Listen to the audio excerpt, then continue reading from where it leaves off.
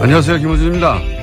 지난주 AP통신이 발표한 미국 시민들을 상대로 한 여론조사 결과에 따르면 트럼프 대통령 발언은 북핵 상황을 더 악화시켰다는 의견이 65%였습니다. 상황이 더 나아졌다고 하는 응답은 겨우 8%. 트럼프 발언은 자국민들에게도 불안과 불신의 대상이 되고 있는 거죠. 전통적으로 적국을 상대하는 자국 대통령을 지지해주는 미국인들이 트럼프의 대북 발언에 겨우 8%가 수긍한다는 건 세계 어느 나라에서도 트럼프 발언이 비토된다는 거죠. 우리나라만 빼고. 심심하면 전쟁이라는 단어를 뱉어내는 트럼프 발언은 핵전쟁이 나면 죽어나갈 당사자인 우리 입장에서 보면 생명을 위협하는 협박입니다.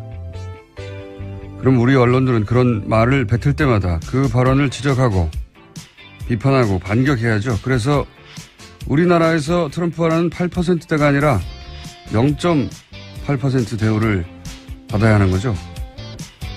그런데 미국인들조차 도움 안 된다고 하는 그 막말들을 무슨 대단한 정책이 되는 것처럼 중계하고 그 의미를 분석하고 핵폭탄이 터지면 몇 분 이내에 어떻게 하면 피해를 줄일 수 있다느냐 하는 바보 같은 이야기 하는 거.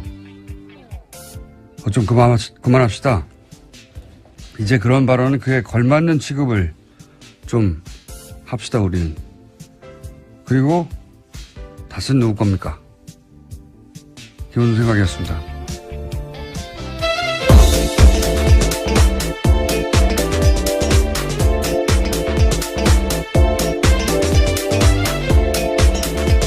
시사인의 김은지입니다. 네. 오늘 발음은 약 평소에 60% 정도. 최고 좋았을 때 하고 비가 전에. 닷은 누구 겁니까? 네, 완전 유행어가 됐더라고요. 요새 웬만한 댓글에 다 쓰여 있습니다. 많은 사람들이 궁금한 거죠. 예. 앞으로도 계속 질문해 나가야 됩니다. 닷은 누구 겁니까? 이렇게 중간중간에 밥 먹다가도 가족끼리 밥 먹다가도 얘기하고 친구들하고 드라마 얘기하다가 갑자기 어제 봤냐 그거? 재밌지 않냐? 예. 근데 닷은 누구 거니? 이렇게 해야 한다. 자, 첫 번째 뉴스는요? 네, 박근혜 정부 시절 국정원 관련된 소식입니다. 추명호 전 국정원 국장이 2014년 말부터 최순실 씨 관련 첩보를 수집하고도 상부에 보고하지 않았습니다. 또 지난해 7월에는 우병우 전 수석 감찰을 진행한 이석수 전 특별감찰관 동향을 파악해서 우 전 수석에게 직보했다고 합니다. 추명호 전 국정원 2차장이죠. 예. 이 차장은 오래전부터 최순실 라인이라고, 예, 그런 의혹을 언론으로부터 받았죠. 예. 네, 그런 사실들이요. 어제 국가정보원 개혁발전위원회가 공식적으로 조사해서 발표한 결과이기 때문에 더 의미가 있습니다. 그리고 이제 그것뿐만 아니라 이 차장의 추천한 당사자가 우병우 전 민정수석이란 말이죠. 네, 어제 국정원 개혁이 발표입니다. 그러니까 또 뭐하고 연결되냐면 그러면 최순실 씨를 모른다고 했는데 계속해서 우병우 전 민정수석은 모를 수 있겠는가 하는 얘기를 이제 다시 할 수밖에 없는 거죠. 자신이 추천했는데 그런데 국정원에서 최순실 특히 최순실 관련 내용들은 국정원 상부에 보고하지 않았다.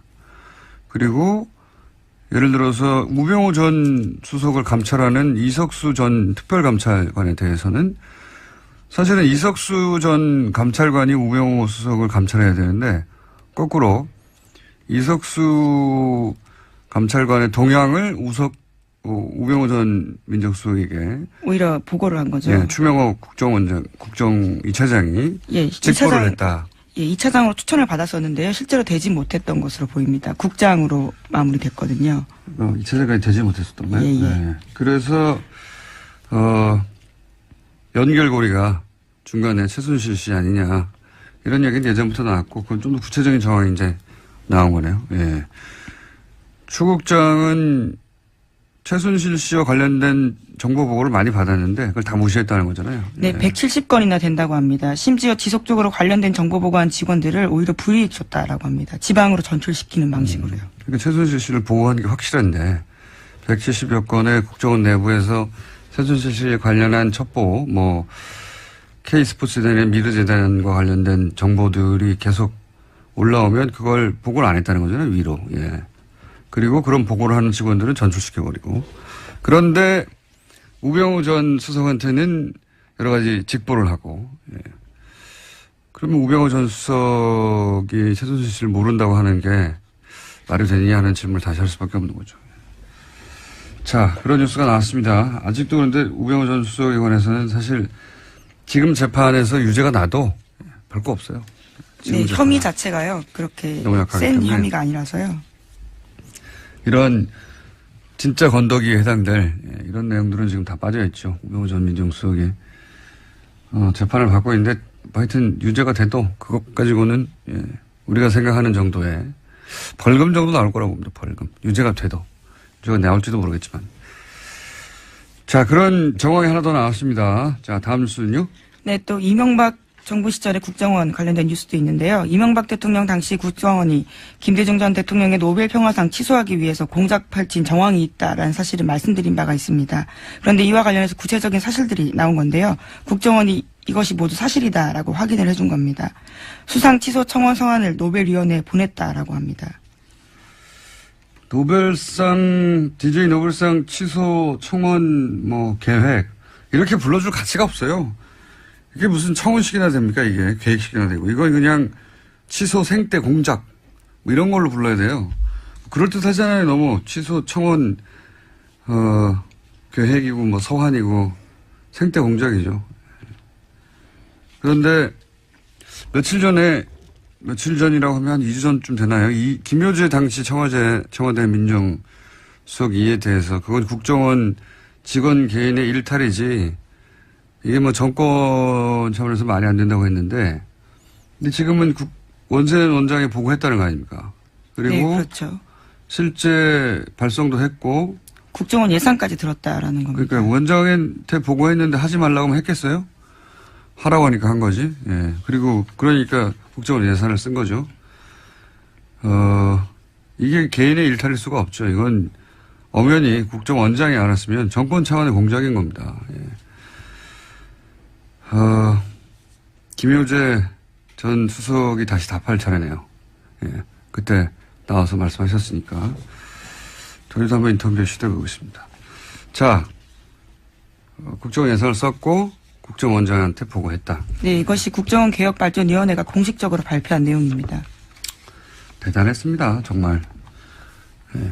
전직 대통령인데요. 예. 그리고 유일한 노벨상인데요. 그걸 어떻게든 흠집을 내려고 그런다고 해서 취소는 안 됐겠지만 이런 생태를 쓰는 거잖아요. 계속해서. 네, 관변단체를 만들어서 그 대표 명의로 서한을 보내고 또 돈을 쓰고 그렇게 했던 거죠. 공작을 벌인 겁니다. 그런 서한을 보낼 단체를 자기들이 만들고 자기들이 돈을 주고 대단했습니다. 자, 다음 뉴스는요. 네, 어제 박근혜 전 대통령이 6개월 만에 법정에서 입을 열었습니다. 박 전 대통령은 검찰이 6개월 수사하고 법원이 6개월 재판했는데 다시 구속재판 필요하다라는 결정을 받아들일 수 없다라고 말했습니다. 또 정치적 외풍과 여론 압력에도 헌법과 양심에 따라 재판할 것이라는 재판부에 대한 믿음이 더는 의미 없다고 결론 내렸다라고 이야기했습니다. 본인은 그렇게 생각할 수 있죠. 예. 그렇게 생각을 쭉 하셔도 되고요. 그러면서 이제 본인은 정치적 희생양이다. 이런 얘기를 하고 싶은 거죠. 변호인도 사퇴했잖아요. 예, 전원 사임했습니다.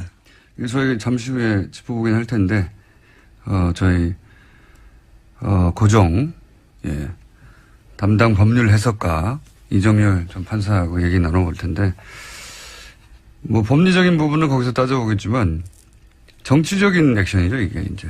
나는 변호인도 없이 홀로 불쌍하게 이러고 있다 하는 정서적 호소를 지지자들한테 하는 건데, 근데 저는 정서적으로도 기존 박사모 외에는 설득하기 어렵고, 법적으로는 더 큰 자충수라고 봐요, 이게. 왜 더 큰 자충수인지는 이제 전문가 얘기를 들어보고. 생각해보면 탄핵 때부터 박근혜 전 대통령 변호인단은 어떻게 그렇게 오로지 망치는 길로만 가는 건지, 예. 내내 아주 절묘하게 망치는 길로만. 그리고 이 재판에 있어서도 사실은, 저희도 몇 번 얘기했지만, 이재용 부회장, 삼성 이재용 부회장 판결이 날 때까지 어떻게든, 시간을 끌 예, 어마어마한 증인을 신청했습니다. 증인 무더기를 신청하고 예. 시간을 계속 끌었어요. 그리고 정작 자기 변호는 제대로 못하고. 근데 이재용 부회장이 유죄로 이제 판결했으니까 무의미한 시간 끌기가 된 거죠. 진작에 그러면 진행을 빨리 했으면 훨씬 유리했을 텐데.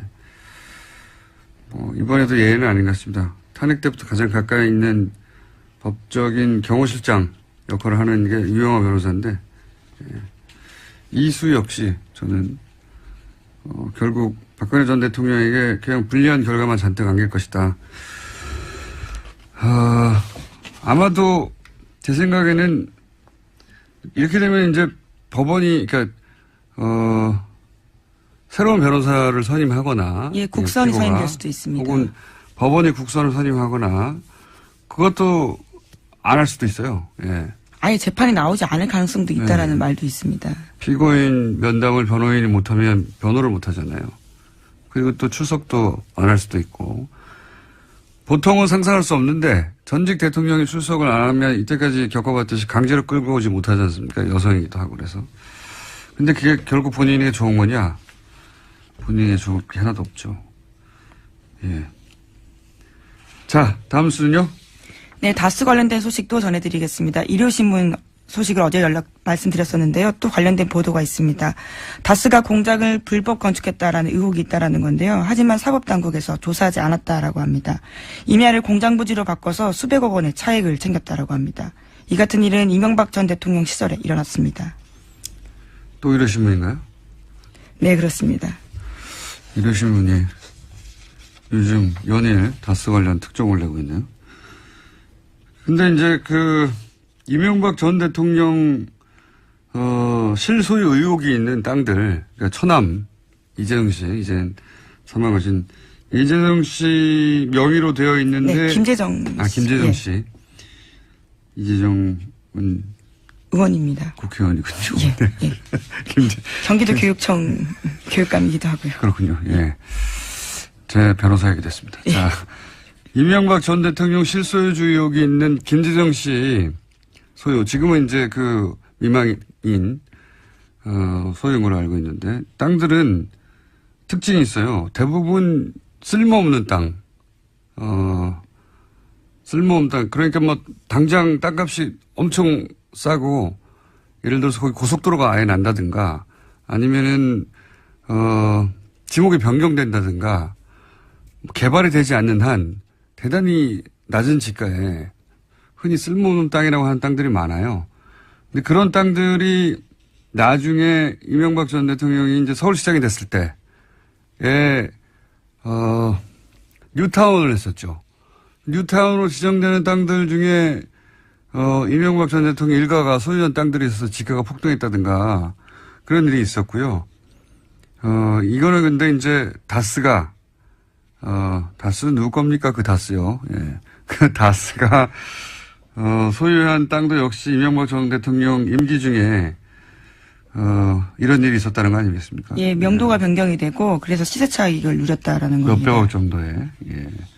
근데 그게 이제 굉장히 오랜 세월, 2000년부터, 97년부터 시작해서 해결이 안 되던 문제였거든요. 예. 97년에 최초로 공장 등록을 승인받았는데, 현대중공업이. 근데 그때 임야라서 도로를 지을 수가 없는 거예요. 예. 그래서 건축 허가가 불가했는데, 여하간 그 이후로 해결이 안 되는 문제가 이명박 전 대통령이, 제 핸드폰입니다. 죄송합니다. 요즘 자꾸 끄는 걸 잊어버려서. 잘못했어요. 네. 무슨 얘기 하다 말았죠? 네, 네. 이명박 대통령 시절에 굉장히 다양한 혜택들을 받은 의혹이 있다라는 네, 거죠. 그래서 이 땅도 역시 몇백억의 차익을 남겼다. 그런 뉴스입니다. 예. 근데 이게 이제 이것만 있는 게 아니라 다른 땅들도 있어요. 일요신문 기강 이렇게 나선 김에 다른 것들도 좀 조사해 보시고. 주요 이제 일간지들이 할 법한 기사를 일요신문이 가끔 대특종을 터뜨기도 하죠. 예. 연속으로 다스 관련해서 뉴스였습니다. 자, 다음 뉴스는요? 네, 박근혜 정부 시절에 청와대가 지난해 4월 13일 총선에도 개입한 정황을 검찰이 수사 과정에서 포착했습니다. 여기에는 허현준 행정관이 관여되어 있다라는 건데요. 작년에 4.13 총선을 앞두고 월드피스 자유연합이라는 이름을 가진 단체가 낙선운동 대상 후보자 명단 발표했습니다. 전원이 더불어민주당 등 야당 후보자였는데요. 이와 관련해서 청와대가 관리했다라는 겁니다. 그러니까 총선에 또다시 보수단체를 이용해서 선거운동을 했다는 거 아니겠습니까? 예. 그리고 거기 관련자가 허현준 전 행정관이고 화이트리스트에 계속 등장했던 이름이죠. 본인의 관련성을 부인했었었는데 이런 뉴스가 나오면 제가 몇 달 전부터 계속 주장해왔던 4.13 총선에서도 개입했다는 정황이 나온 거잖아요. 청와대가. 예, 이번에는 국정원이 아니에요. 박근혜 정부 당시 청와대가 개입한 총선의 정황인데 이거보다 훨씬 더 중요했던 게 박근혜 전 대통령 운명의 탄핵 때입니다. 그래서 탄핵 반대 집회, 소위 이제 태극기 집회 때 과연 청와대 차원의 지원이 없었겠는가 하는 대목을 수사해 봐야 된다고 제가 오래전부터 주장해 왔는데 총선에도 이렇게 몰래 지원하고 개입을 했는데 그보다 훨씬 더 직접적으로 운명이 결부되어 있는 탄핵 때는 안 그랬겠는가 수사 대상이라고 봅니다. 자, 이 대목에서 연결이 마침 됐습니다. 박근혜 전 대통령이 어제 법정에서 한 발언들 정치보복이라는 주장부터 시작해서 변호인단이 다 총사퇴하는 거 관련해서 저희가 이정렬 전 판사님 연결해서 잠깐 이야기 나눠볼까 합니다. 안녕하세요. 안녕하세요. 안녕히 계셨습니까 그동안? 고정도 아니면서 고정이라고 그러죠. 예. 사실상의 고정. 예. 자, 변호인이 총사퇴했습니다. 우선 변호인이 총사퇴하게 되면 그 다음 수순으로 법원이 뭐랄까요 권유하거나 또는 법적으로 해야 될 일이 뭡니까? 일단 이게 그 필요적 변호 사건이라 그래가지고 예. 사형 무기 법정형이 그런 최고형이 그런 경우에는 변호인이 없으면 개정을 할 수가 없게 돼 있습니다. 그러니까 변호인을 이제 사선 변호인을 선임을 하던가 네. 아니면 선임을 안 하면 법원에서 직권으로 국선 변호인을 선정해서 선임을 해야 되는 거죠. 그러니까 법원이 할 일은 그겁니다. 그러면 국선을 만약에 선임했는데 국선을 선임했어도 진행이 안 될 경우도 있습니까? 거의 없어요. 거의 없는데 왜냐하면 국선 변호인이 그러니까 아주 그냥 거칠게 말씀드리면 공판 개정을 위한 형식적인 요건이 될 수 있거든요. 그냥 앉아만 있으면 됩니다. 개정을 못 한다는 거니까 심지어 이제 좀 여담이긴 한데 예전에 보면은 사법연수생도 국선 변호인이 될 수 있어가지고 이제 사건 내용 전혀 모르고 들어갔다가 이제 재판부에서 이런 거 반대 신문을 좀 해봐라 이렇게 권유를 하는 그런 경우도 있고 그랬었거든요. 옛날 얘기긴 하지만 그러니까 이제 개정 필요 요건이기 때문에 법정이 열리지 않는 그런 경우는 거의 없습니다. 다만 이제 그거는 뭐냐면 국선 변호인이 선정되고 바로 처음 기일, 그러니까 예를 들어서 아마 19일이 되지 않을까 싶은데 그 경우에는 아무리 그래도 국선 변호인이 재판 준비를 해야 되니까 그 경우에 기록 검토도 해야 되고 접견도 해야 되고 하기 때문에 그런 시간이 필요해서 한번 공판 기일을 연기를 할 수 있는 그런 정도는 되는데 그 이후에는 이제 아예 법정이 열리지 않거나 그런 경우는 현실적으로는 불가능하죠. 법률적으로는. 근데 이제 피고인을 만나야 되지 않습니까? 그렇죠. 예. 피고인을 면담을 해야 되는데 박근혜 전 대통령이 생각해보면 출석을 거부한 적도 있고 증인 출석을 거부한 적도 있고 본인 재판도 거부한 적이 있는데 피고인도 스스로 안 만나겠다고 해버리면 피고인 면담도 못한 상황에서 국선 변호인이 변론을 진행할 수 없다 이럴 수는 없습니까? 이런 일은? 법률적으로 불가능한 것도 아니고요. 일단 접견을 못하면은 좀 더 이제 피고인의 어떤 의사라던가 생각에 맞는 변론을 할 수는 없을 수는 있는데 사건 기록을 보면 되죠. 그동안 법적으로는 그래도 상관없이 진행할 수 있다. 면담을 그렇죠. 못하고. 흐름을 보면 이게 이런 방향으로 지금 변론을 진행하려고 했었구나라는 거를 기록을 보면 알 수 있거든요. 그러니까 그 방향대로만 가면 되죠. 그런데 그럼 마지막 수단인 본인의 재판에 출석하지 않겠다고 해버리면 어떻게 됩니까? 일단은 그 구속영장의 효력이 미치기 때문에 구속이라는 게 구인하고 구금을 포함하는 개념이거든요. 이제 구인이라는 게 뭐냐면 뭐 좀 어려운 얘기인데 결국 쉽게 말하면 끌고 올 수 있다는 겁니다. 법정까지. 구인이 어려운 단어는 아닙니다. 판사님. 법조인이 아닌 사람들 너무 무시하시는 거 아닙니까? 저기 추석 세시더니 이렇게 구인 정도는 저희도 알고 있습니다. 예. 죄송합니다. 네. 그러면 근데 뭐 네. 일반 자범들은 모르겠는데 네. 전직 대통령이 현실적으로 부담이 있죠. 그러니까요. 끌고 온다는 게 이게 가능하지 않을 것 같거든요. 일단 법적으로는 그런데 네. 이제 그 법률상으로는 또 그렇게 돼 있습니다. 이제 일단은 그 정당한 사유 없이 출석을 피고인이 거부를 하고 그다음에 이제 교도관에 의해서 구인이 불가능하거나 현저히 곤란하다고 인정될 때는 벌석 재판을 할 수 있게 형사소송법에 규정이 돼 있거든요. 그러면 박근혜 전 대통령이 너무 아프다라든가 등등 기타 여러 가지 이유로 물론 실제 병원에 가봤더니 아프지 않다 하더라도 본인이 아프다고 주장을 하고 계속 안 나올 경우에 그 방에 들어가서 뭐 여성 경찰들이 끌고 나온다 이게 상상하기 어렵기 때문에 그런 경우는 그러면 걸석 재판의 가능성도 없다고 할 수 없겠네요. 여보세요? 질문이 곤란해서 전화를 끊으셨나요? 네. 전화가 끊긴 것 같네요. 그렇죠? 그런 것 같습니다. 네. 아마도 제가 어려운 질문을 하자 확 끊어버린 게 아닌가. 그럼 잠시 남은 뉴스 하나 더 진행하고 네. 연결되면 다시 이야기하겠습니다. 자, 남은 뉴스가 한두 가지 더 있죠. 예, 근데 방금 긴급하게 들어온 소식인데요. 추명호 전 국정원 국장이 긴급 체포됐다라고 합니다. 오늘 새벽에요. 그렇군요. 예. 또 다시 연결됐습니다. 네. 판사님? 저는 전화 드렸었는데. 예, 재밌으라고 하신 겁니까? 아니요, 그게 아니고요. 저기 근데 고정이면은 폰도 좀 하나 마련해 주세요. 자, 걸석 재판은 가능성 어떻게 보십니까? 걸석 재판. 법률적으로는 가능한데 쉽지는 않을 겁니다. 왜냐면은 어차피 지금 이게 박근혜 전 대통령, 박근혜 피고인 쪽에서 정치적인 재판으로 아예 규정을 해서 그쪽으로 몰고 가고 있기 때문에 법원 재판부 입장에서 그쪽에 말려서는 안 되거든요. 네. 그러니까 법정에서도 이제 구속영장을 추가로 발부를 하면서 이것이 법리적인 근거에서 발부한 것이지 어떤 정치적 고려가 없었다는 걸 강조를 했었다고 하는 거 보면 재판부도 상당히 인식을 하고 있는 것 같아요. 그래서 조금 전에 이제 말씀하셨던 뭐 법률적으로야 구인이 가능하긴 하지만 현실적으로 가능하겠냐라는 부분하고 마찬가지 맥락에서 걸석 재판도 법률적으로는 가능한데 현실적으로 그렇게 할 수 있겠느냐. 오히려 그렇게 하는 경우에는 그것이 박근혜 피고인 쪽에서 바라는 것일 거거든요. 그러니까 탄압받고 있다. 뭐 출석도 안 했는데 재판을 열더라 이런 식으로. 네. 그러니까 쉽지는 않을 겁니다. 그런데 양쪽 다 수단이기 때문에 예. 아니 강제 구인도 갈 수 있죠. 예. 강제 구인도 어렵고 걸석 재판도 어려우면 네. 이게 이제 공판을 열지 못하고 계속 딜레이가 되는 거 아닙니까? 그렇죠.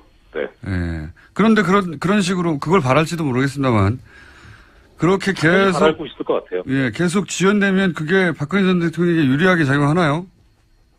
저는 유리할 것 같습니다. 왜냐하면은 이게 법정 최고형이 무기징역이기 때문에 만약에 유기징역형이 선고가 된다면 빨리 재판을 끝내고 해도 뭐 상관이 없을 수 있는데 일단은 어떻게 되든 간에 지금 법이 예전에는 그러니까 지금 현재 미결 상태잖아요. 형이 확정이 안 됐잖아요. 네. 그러니까 형이 선고가 되면 그거를 기결수로 살아야 되는데 미결수이기 때문에 원칙적으로는 이게 본형의 그 형을 산 걸로 안 되게 돼 있었는데 옛날 법에는 이제 법이 바뀌어서 다 지금 산 걸로 간주하게 돼 있거든요. 그러니까 어차피 형의 산입되니까 네, 조금 더 없어요.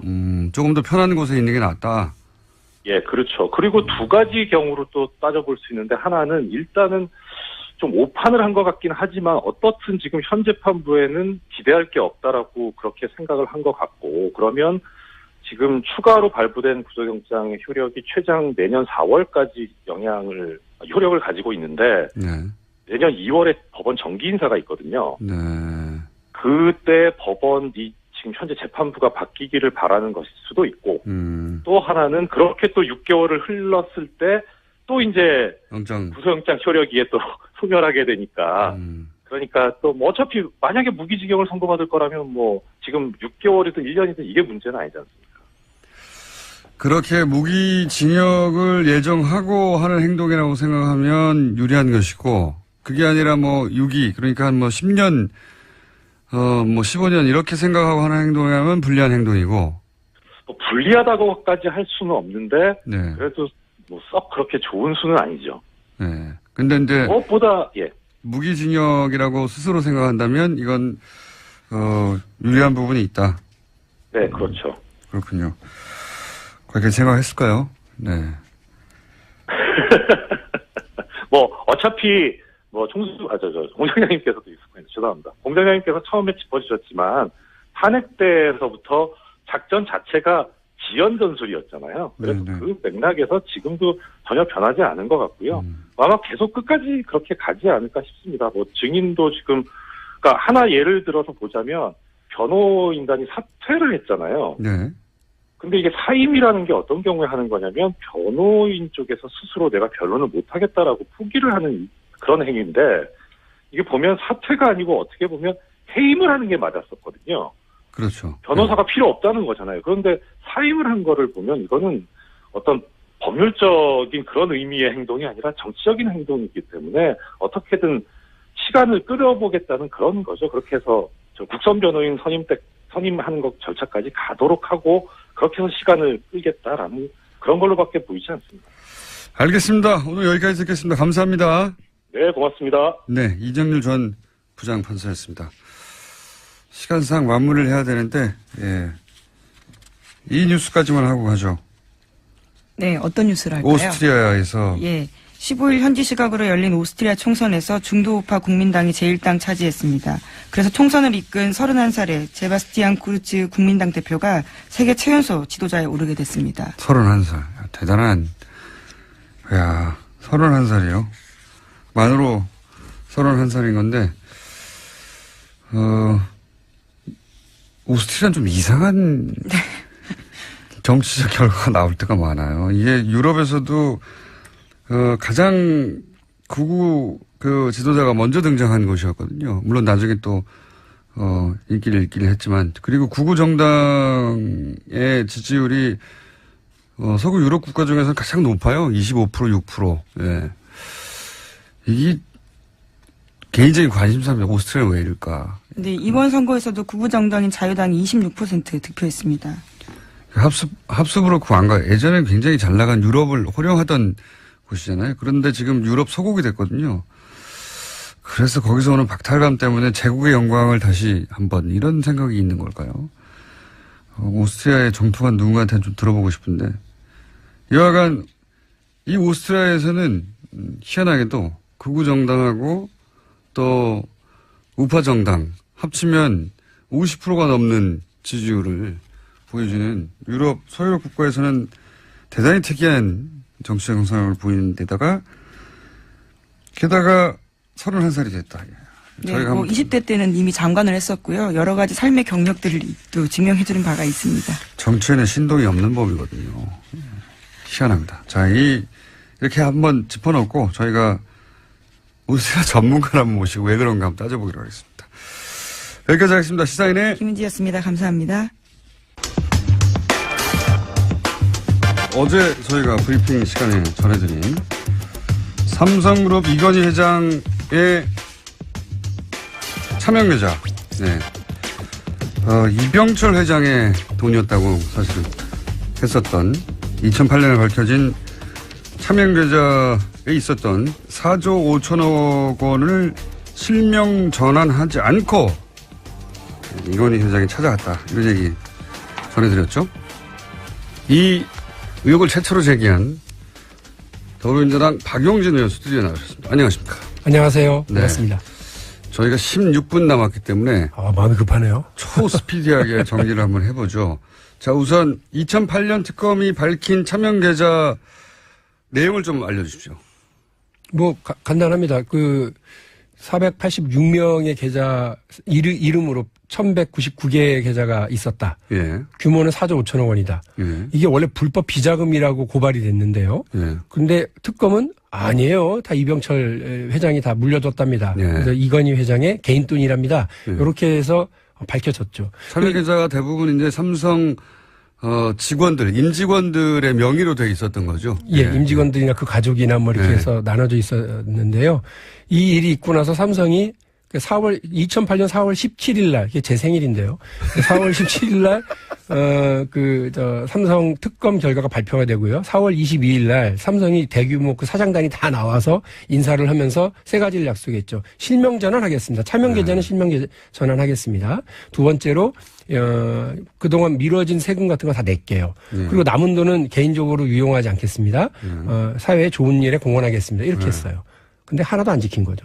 그러니까요. 그래서 다들 그냥 막연하게 그런 약속을 공개적으로 했고 워낙 큰 사건이었기 때문에 이 돈은 세금이 다 지불되고 나서는 이제 좋은 일에 쓰이고 있겠거니 했는데 네. 그게 아니라면서요. 예. 이 돈이 어떻게 됐습니까? 금융실명법에 따르면 원래 이런 차명 계좌는 실명 전환을 하게 될 경우에 과징금 50%. 네. 그리고 그동안에 과징금 50%라는 거는 1억이면 5천만 원을 낸다는 예, 그렇습니다. 거죠. 예. 그리고 그동안에 안 냈던 그 이자 소득세와 배당 소득세 이런 세금을 다 내도록 지금 되어 있거든요. 90%를 내라고. 그래서 저희가 이제 그 금융위원회나 등등이 이제 확인을 해서 이제 접근했었던 건 뭐냐면 그러면 이거를 그 금융실명제법에 의한 실명 전환을 해야 되는데 왜 그렇게 하지 않았냐? 실명 전환하지 않고 그냥 차명인 채로 이건희 회장 개인 계좌에 이체하거나 네. 혹은 그냥 해지를 한 다음에 현금으로 찾아갔거나 예. 그렇게 해서 다 이건희 회장이 가져가 버렸다는 거 아닙니까? 그 과정도 해계예요.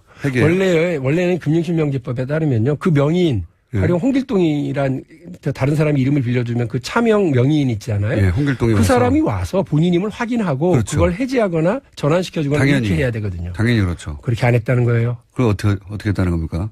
더 파악을 해봐야 되는데 삼성의 임직원들이 비서실에서 우르르 와가지고 사사사삭 찾아갖고 한꺼번에 정리하고 간 것 같아요. 당사자가 아니라. 예, 이것도 금융당국이 사실은 정확하게 했었어야 되는데 그렇게 안 한 것 같고요. 오늘 마침 금융감독원에 대한 국정감사를 하거든요. 그거 확인해 보려고 합니다. 제가 한 명은 찾았습니다. 아주 유명한 사람.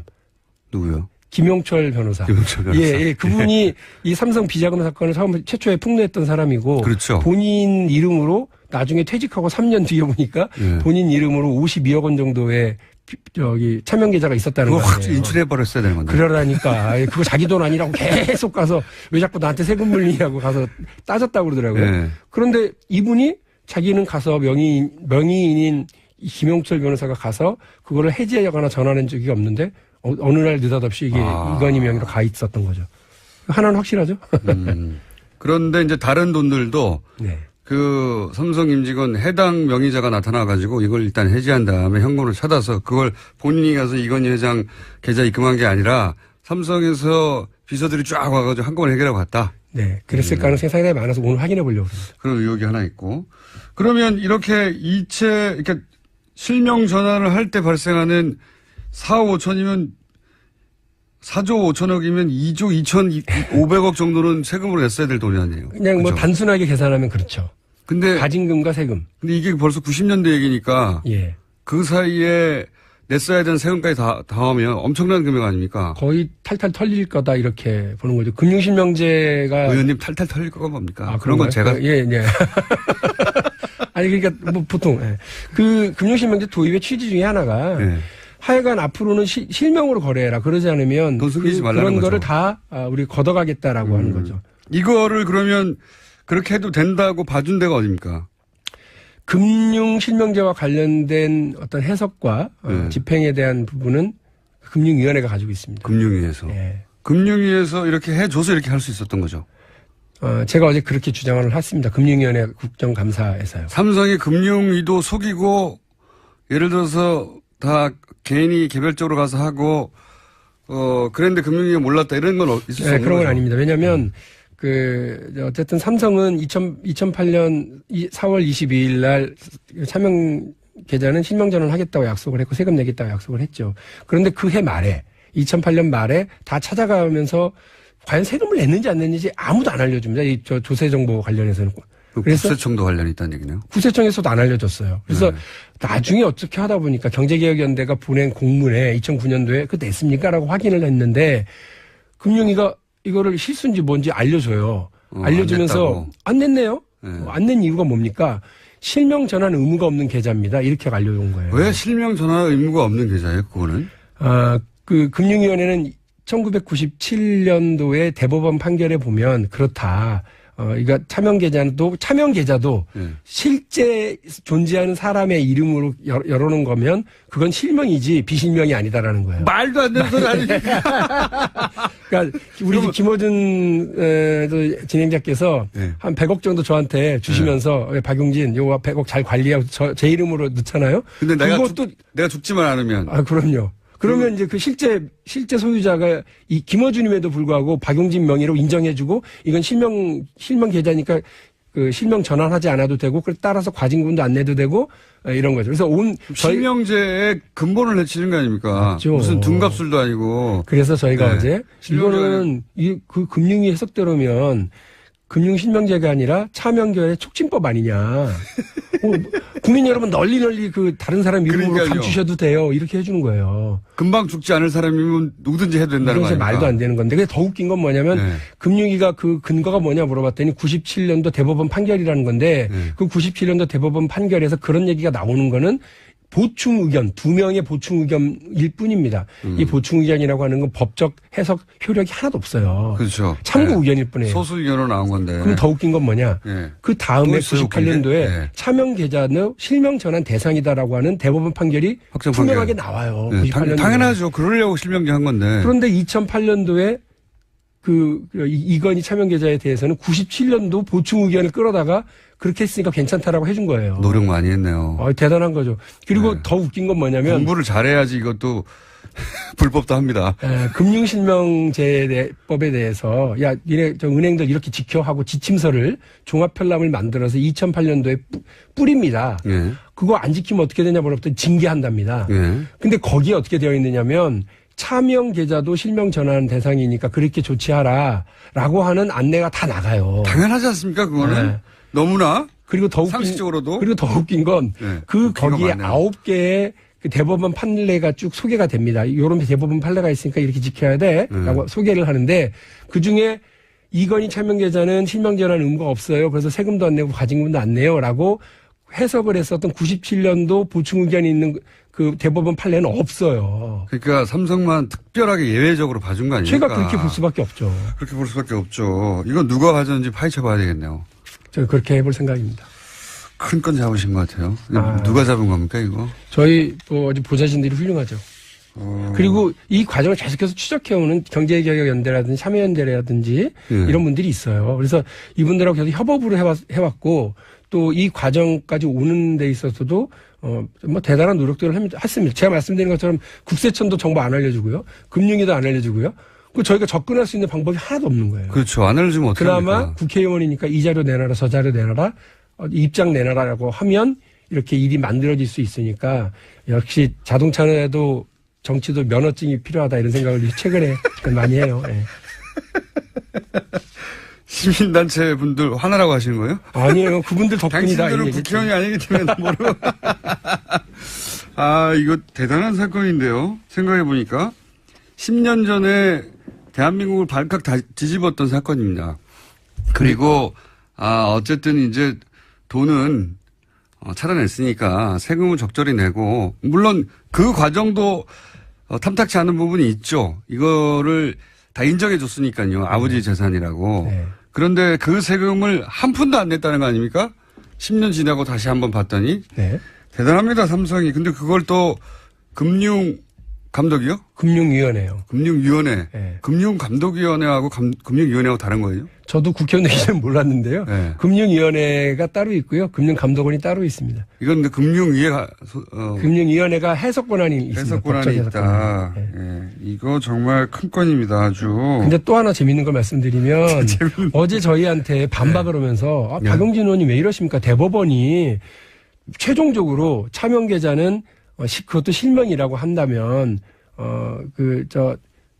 지금 방금 실명- 말씀하신 논리대로. 예. 그리고 차명 계좌 2009년도에 예.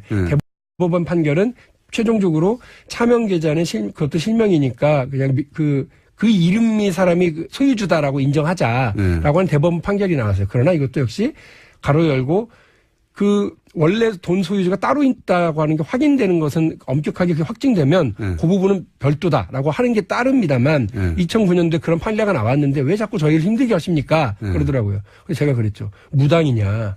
2008년도에 삼성이 다 그 돈 찾아갈 동안에 눈 감고 있었던 걸 2009년도에 대법원 판결이 나올 건 줄 알고 그렇게 했다는 얘기냐 그랬더니 거기에 대해서 말을 못 하더라고요. 그러니까 이 문제에 자기 금융위원회가 아무 책임이 없다라고 하는 얘기를 하기 위해서 온갖 이야기를 다 갖다 끌어서 지금 하고 있는 중이에요. 이거는 아주 큰 사건이 될 수도 있을 것 같습니다. 액수도 너무 크고. 네. 그리고, 당시 금융위원장이 누구죠? 이름 까먹었습니다. 이명박 대통령이 임명했던 분입니다. 이름을 까먹었어요. 네. 뭐가 갑자기 허술해지는데요. 자, 당시를 되돌아가서 당시 금융위가 어떻게 돌아갔는지 누가 책임이었는지 어떤 커넥션인지 밝혀야 될 사안인 것 같고요. 지금 이제 막 시동을 거신 것 같아 보니까. 네, 이제 시작입니다. 네. 또 있습니까? 삼성과 관련해서 지금 보니까 이제 이런 건덕의 큰 거는 막 하다 보면은 곁가지를 막 치면서 새로운 사실을 막 알게 되잖아요. 네. 제가 이제 정말 하고 싶은 얘기는 뭐냐면 지금 우리 대통령만 바뀌고 아무것도 안 바뀌었다는 거예요. 네. 그러니까 문재인 대통령만 들어오고 청와대만 어쨌든 개혁 의지가 있는 분들이 좀 들어가 있는 거죠. 그리고 장관 한 명씩 앉혀봐야 아무 의미도 없고 사실은 대한민국은 관료들이 끌고 가고 있는 사회입니다.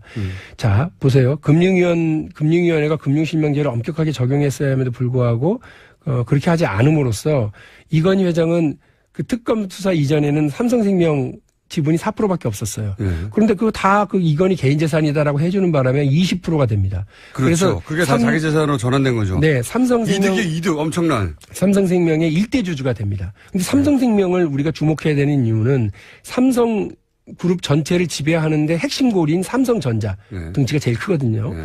이 삼성전자를 누가 더 많이 장악하느냐가 삼성그룹 지배의 핵심이거든요. 그렇죠. 그런데 삼성생명은 삼성전자 주식을 8.12%나 가지고 있는 국민연금을 제외한 일대 주주예요. 네.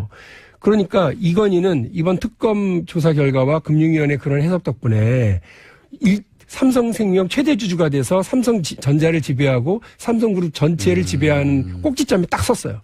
지배 권한을 굉장히 강화했네요. 네, 오히려 이건희한테 큰 도움이 됐죠. 또 하나는 이거 위기를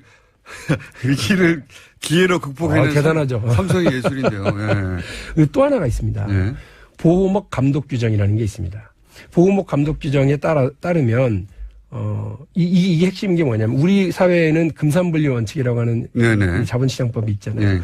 금융자본과 산업자본을 분리해야 된다. 그렇습니다. 네. 그렇게 해서 한마디로 삼성생명이 삼성전자를 지배하면 안 된다는 거죠. 그렇죠. 그래서 정해놨습니다. 네 전체 재산의 3% 이내로만 가지고 있어야 돼 했거든요. 근데 20%가 돼버렸잖아요. 이거 어떻게 처리했어요?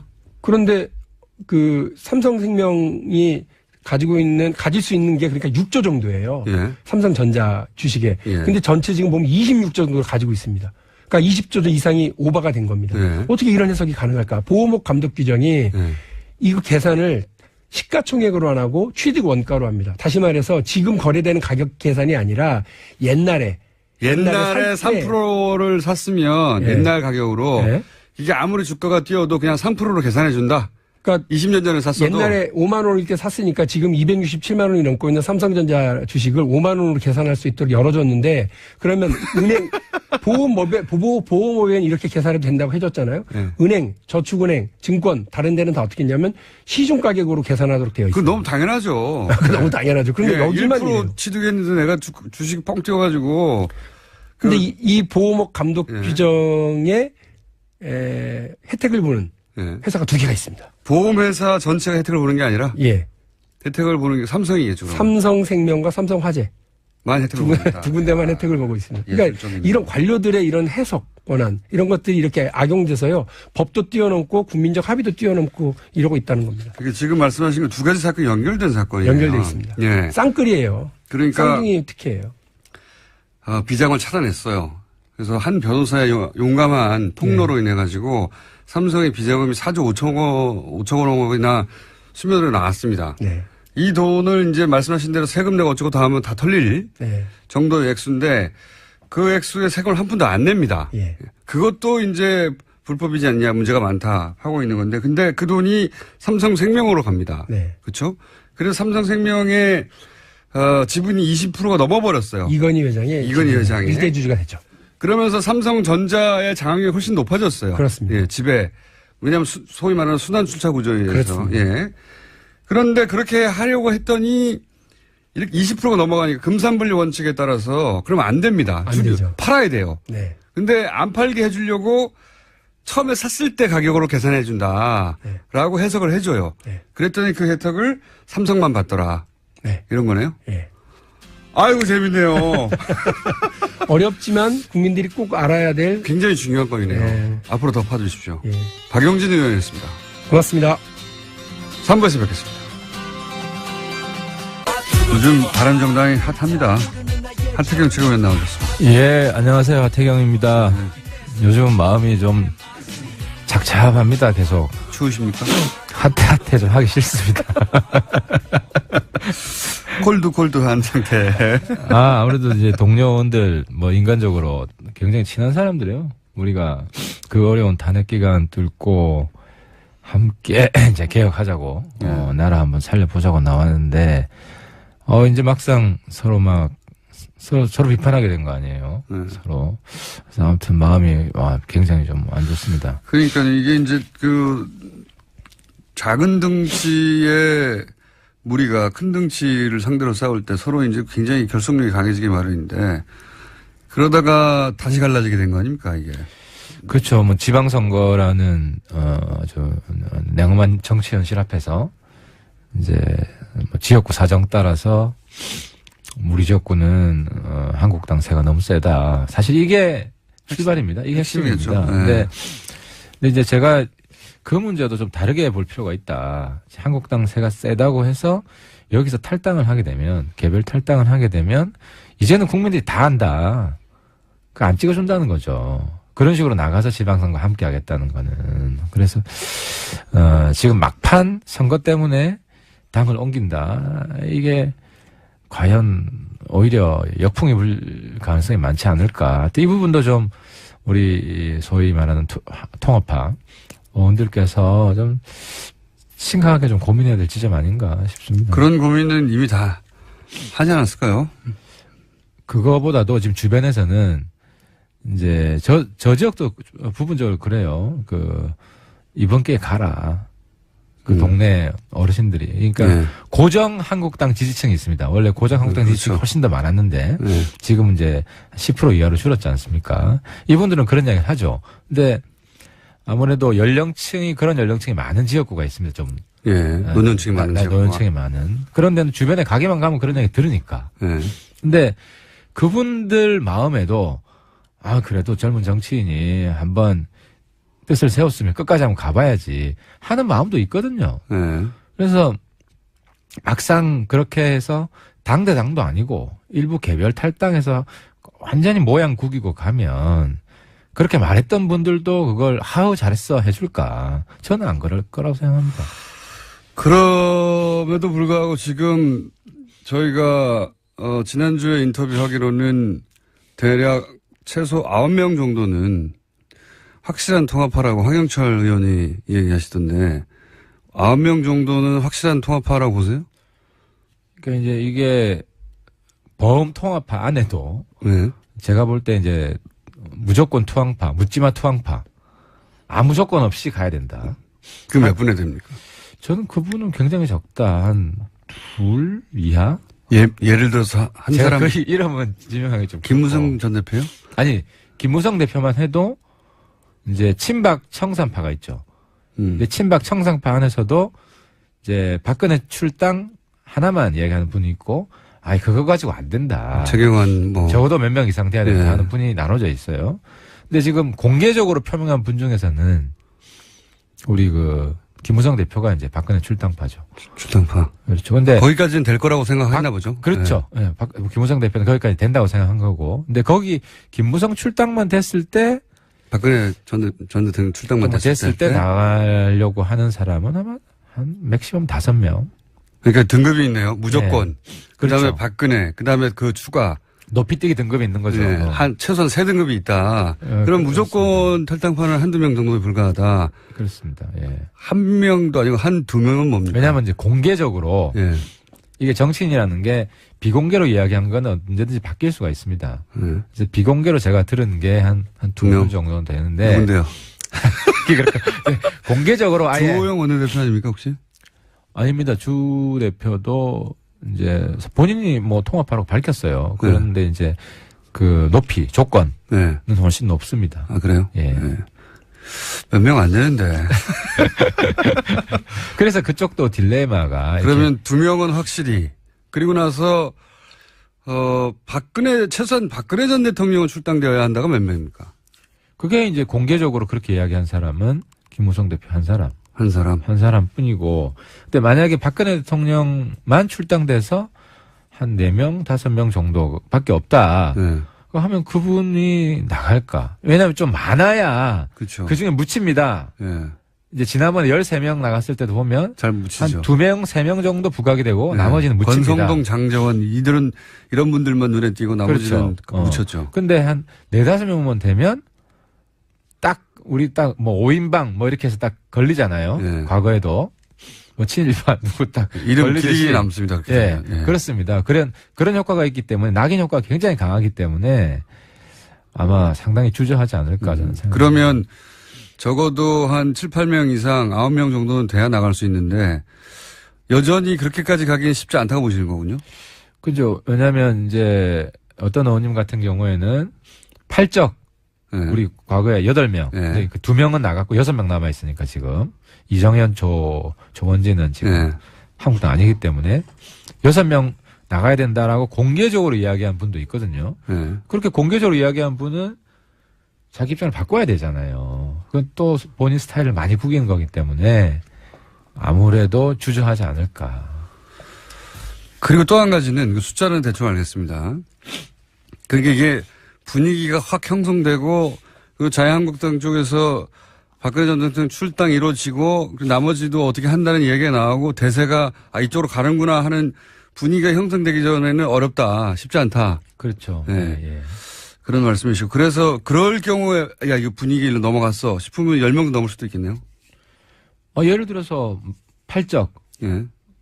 팔적으로 다 출당을 시킨다. 그럼 불가능하지 않습니까? 어차피. 그렇죠. 근데 지금 서청원, 최경환도 안 하겠다는 거 아니에요. 지금 정은택 원내대표 이야기는. 못 한다는 거죠. 네. 왜냐하면 우리 20명이 그 안에 있을 때도 그거 못해서 나온 거예요, 사실은. 그 당시에 거기서 우리가 팔적 내보내겠다. 근데 의총에서 국회의원들 다 모여가지고 3분의 2가 동의해야 되는데 3분의 1만 반대하면 못 나가잖아요. 근데 서청원, 최경환 이 도움을 받아가지고 국회에 들어온 사람 범친박하니까 3분의 1 충분히 넘는 거예요. 그래서 나온 겁니다. 근데 우리 20명이 나왔는데 안에 있을 때도 안 된 게 지금 될까? 라고 생각하시는 거고요. 그러면 확실한 자강파는 몇 명입니까? 이거 확실해. 네. 확실한 자강파 한국당은 없어져야 돼. 청산 대상이다. 통합 대상이 아니라 이건 하태는 확실하고 확실하고 홍준표는 보수 아니다. 그리고 나머지 분들도 우리 유승민 의원, 이해운 이런 분들은 확실하죠. 지상욱 의원도 확실하고 대변인. 그래서 이제 공개적으로 발언한 분들은 정치인으로서 그래봐야 4명 5명 아닙니까? 그리고 나머지 분들도 박인숙 의원님도 공개적으로 여러 번 말씀하셨고 김세현 의원님도 그러신 그러면 한 7, 8명 잘 잡아서 그렇죠. 7, 8명 확실하죠. 예. 그리고 아까 이야기한 이제 한 중간지대에 있는 분들이 있는데 이제 그분들은 박근혜 출당만으로 가기가 어렵죠. 그러면 최소 4, 5명, 최대 한 10여 명 이렇게 생각할 수도 있겠네요. 10여 명까지는 너무 많고요. 어렵다. 제가 볼 때는 지난번에 황영철 의원께서 이야기했던 맥시멈 9명. 맥시멈 9명. 예. 언제입니까? 결행의 시기는 보시기에. 원래 이제 김무성 대표가 26일까지 결단하겠다. 왜냐하면 26일부터 우리 전당대회에 등록을 합니다. 26일, 27일 양일. 근데 국감기간이잖아요, 그때는. 그렇죠. 그래서 원래는 김무성 대표가 국감기간에도 나갈 수 있다는 식으로 이야기를 하셔가지고. 욕 많이 먹을 것 같은데, 그때는. 그렇죠. 그래서 근데 김무성 대표 말씀 좀 잘 바뀌잖아요.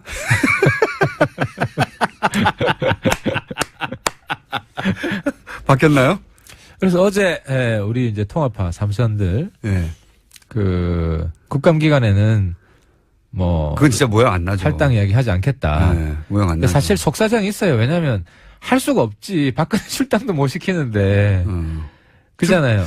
출당을 못하는 것은 지금 어제 박근혜 대통령, 전 대통령이 법정에서, 나름의 이제 그 입장 표명을 했지 않습니까? 그 입장 표명하고도 상관이 있는 겁니까? 그러니까. 박근혜 대통령이 지금 옥중 정치를 시작한 것 같아요. 예. 나를 죽여라. 이렇게 나온 거 아닙니까? 예. 그렇죠. 예. 그래서 우리 옥중 정치는 과거 이제 운동권, 민주당에 많죠. 예. 그분들이 뭐 항소유 유서도 아주 멋있게 쓰고, 뭐 여러 가지 재판 거부도 하고, 저도 뭐 재판 거부도 해봤어요. 근데 이제 그게 이제 바깥으로 메시지를 보내는 거고, 특히 한국당 안에 있는 친박들한테, 니들 너무 야속하다. 예. 저렇게 날 쫓아내겠다고 그러는데 뭐 하냐. 이런 신호를 보낸 거죠. 예. 그래서 한국당 내 친박들이 좀 움직일 거라고 저는 생각을 하고. 그게 그 출당의 절차가 어떻게 되죠? 박근혜 대통령 출당은 간단합니다. 이제 현역 의원보다 더 간단해요. 전직 대통령이지만. 예. 그래서 윤리위에서 나가라 그러면 나가야 돼요. 결정을 하면. 윤리위에서 나가라고 아직 결정이 안 됐죠. 아직 안 됐죠. 그리고 저희들이 있을 때 예. 어떤 만행이 있었냐면 윤리위에서 결정을 하려고 했어요. 예. 내보내려고 그랬어요. 근데 윤리위에 그 신임위원회 7명을 최고위원회에서 뽑아 넣었어요. 예. 그걸 막기 위해서. 그런 식으로 막았었죠. 이번에 그렇게 막지 못할 거고. 여하간 윤리위에서, 출당 결정을 하면 그걸 끝입니까? 그걸로 끝입니다. 그래서 간단하네요. 박근혜 대통령 출당은 홍준표 대표가 마음먹으면 언제든지 할 수 있는데. 언제든지 할 수 있고 그 정도는 해야 됩니다. 지금 근데 출당을 저희들이 사실 저희들이 시도했거든요. 시도한 지 지금 거의 10개월이 지났는데 출당이 안 되고 있는 정당이라는 거죠, 정당이. 그런 정당하고 뭔 이제 통합을 이야기를 하냐. 출당 자체가 쉽지 않을 것이다. 지금 저렇게 나오고 출당 있고. 가능하다고 생각되는데. 예. 아마 박출당 하나만으로 9명 데려오려고 그래서 박출당의 값어치를 굉장히 높이려고 하는 전략을 쓰지 않을까. 그건 그런 거 아무것도 같습니다. 아닌데. 예. 그건 정치적으로 이미 사망한 정치인인데, 어쨌든 출당이 이렇게 어렵다고 계속 끌다가 나중에 이거 하나로 만족하고 나머지 와라. 라고 하는 전략인 것 같다고 이제. 그렇죠. 이게 엄청나게 큰 개혁이었다. 우리. 예. 뭐 이런 식으로 광고하려고 지금 준비하고 있는 거 아니에요? 근데 결국 하긴 할 거다. 뭐 그 정도는 하지 않겠습니까? 그 정도도 못하면 저거 진짜 정당도 아니지. 예. 그리고 나서, 그러면 이제 시기가 국감 이후가 되면, 그죠? 그러면 11월 13일이 전당대회입니까? 전당대회 마지막 날이죠. 그때 대표가 나오죠. 13일 날. 그럼 이미 돌고 있는 거 아닙니까? 그죠? 전당대회 중에 나가는 이런 불상사가 생기는 거죠. 그러니까 지금 26일 얘기했던 것도 전당대회 하기 전에, 전당대회 지금 당대표 뽑는다고 막 하고 있는데 거기서 나가버린다는 게 모양이 안 나고, 그리고 전당대회에서 대표를 새로 뽑았는데 나간다는 것도 모양이 안 나니까, 그 전에 끝내버리려고 26일을 선언했는데, 그거는 국감이라고 하는 일정 때문에 지금 불가능하게 됐고, 그래서 11일로 넘어갔어요. 국감 일정보다는 이제 박근혜 출당도 못 시키기 때문에 그게 더 원래는 출당시키고 진도가 나가면 결행하려고 했을 거예요. 왜냐하면 전당대회 프로그램이 진행 중일 때 나가면 더 욕먹어요. 그렇죠. 그잖아요. 네. 그럼 지금은 그럴 수밖에 없네요. 그러니까 지금 스텝이 꼬인 거죠. 박근혜 출당도 못 시키고 저쪽에서 진도가 전혀 안 나가기 때문에. 저기서는 이제 또 박근혜 전 대통령이 이렇게 피해자 코스프레를 하고 있는데 이 상황에서 출당시켰다가는 대우 경북의 분위기도 안 좋고 그럴 테니까 주춤하는 것도 있는 것 같아요. 조원진당이 커질 수 있다고 생각하겠죠. 조원진당이 커질 수도 있다. 또 그런 변수도 있군요. 아하. 이게 쉽지는 않네요. 그죠? 집단 탈당이. 그렇습니다. 이제 애초부터 최소한 나올 때, 우리가 그때 이제 친박 팔적 청산하면은 하겠다 그랬어요. 그때 바른정당 초기에. 지금은 상황에 맞게 저는 그것도 안 된다고 생각을 하지만, 저 개인은.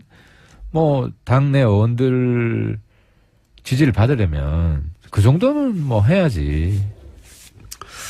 사실은 김무성 전 대표가 탈당할 때, 가장 강하게 지금의 자유한국당을 비판하고 나왔어요. 그때 뭐, 당사고 뭐고 다, 돈도 다 군사상권 시절에 했던 거 아니냐. 그 자유한국당 쪽에서는 절대 나오지 않았던 얘기죠. 수십 년간. 그 얘기까지 하고 강하게 얘기하고 나왔는데 다시 돌아간다는 거니까 명분은 별로 중요한 게 아닌 것 같아요. 실제로는. 김무성 대표한테는. 아니, 김무성 대표 입장에서 명분이 중요하죠. 왜냐하면 김무성 대표 논리는 네.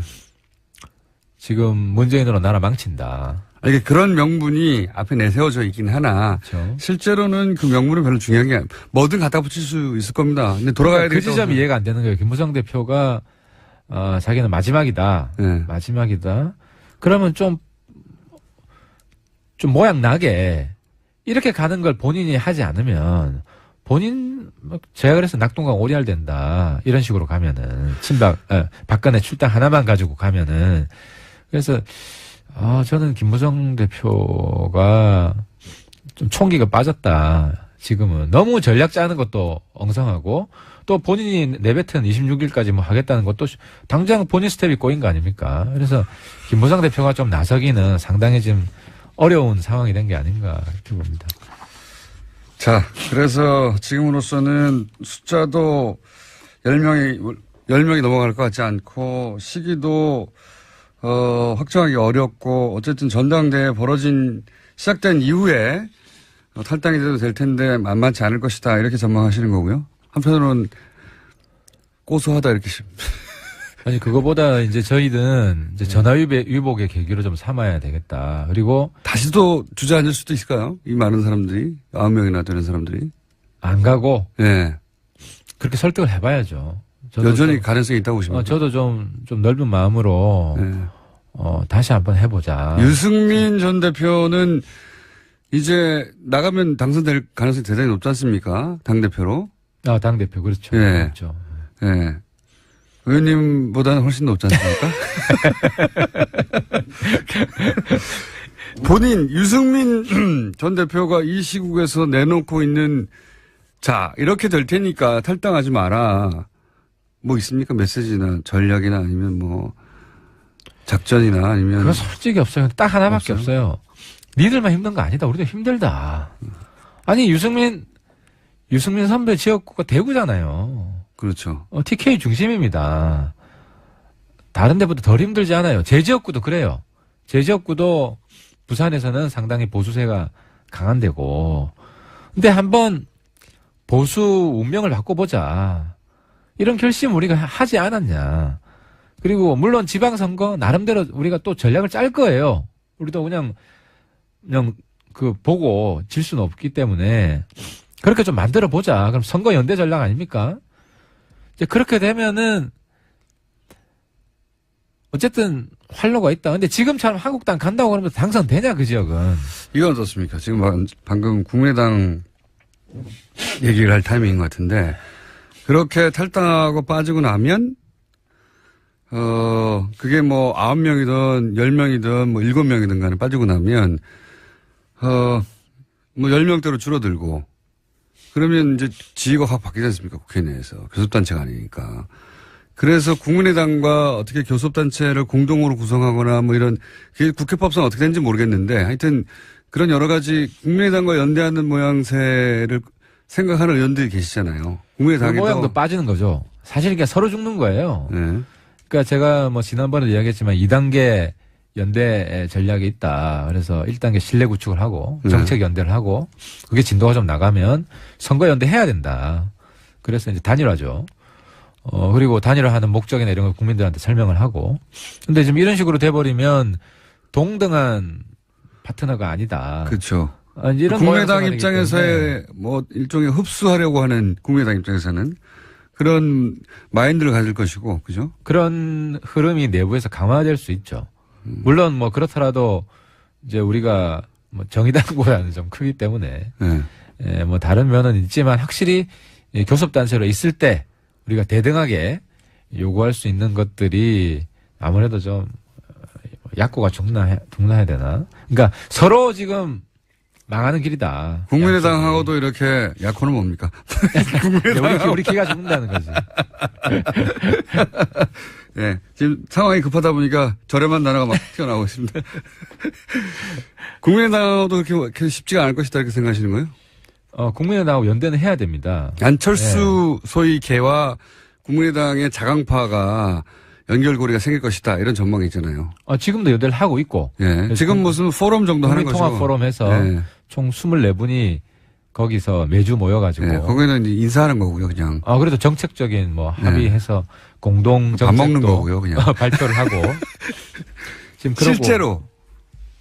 실제로는 저기서 우리 같이 연대하자는 강력한 사인이 오죠. 왜냐하면 거기서도 지방선거 후보 못 내는 곳이 부지기수예요. 예. 호남 말고는 제대로 된 후보를 낼 수가 없어요. 예. 근데 우리는 그러면서 보완제가 되는 거죠. 예. 호남에는 우리가 후보를 잘 못 내도 다른 지역에는 어쨌든 후보 낼 여력이 된단 말이죠. 네. 해당 지역 국회의원이 다 있잖아요. 네. 최소한 한 명은.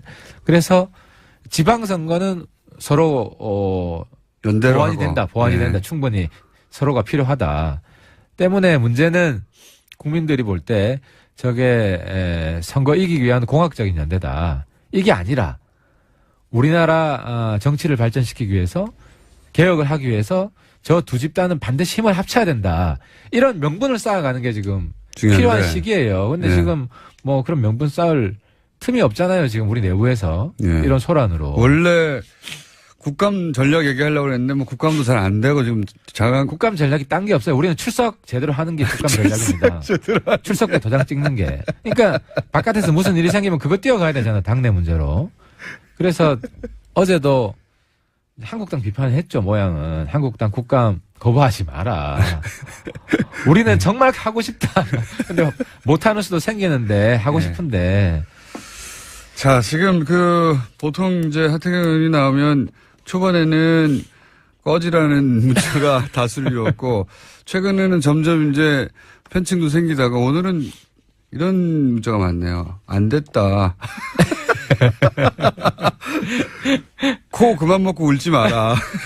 오늘 코까지 막히네. 지금 우는 건 아니고요. 우는 건 아닌데 아무튼 오늘 컨디션이 참 안 좋습니다. 굳세어라 네. 하태경 어쩌다 그렇게 된다. 이런 문자가 많네요. 근데 정말 정말 통합파 삼선 의원들 같잖아요. 저는 인간적으로 참 친해요.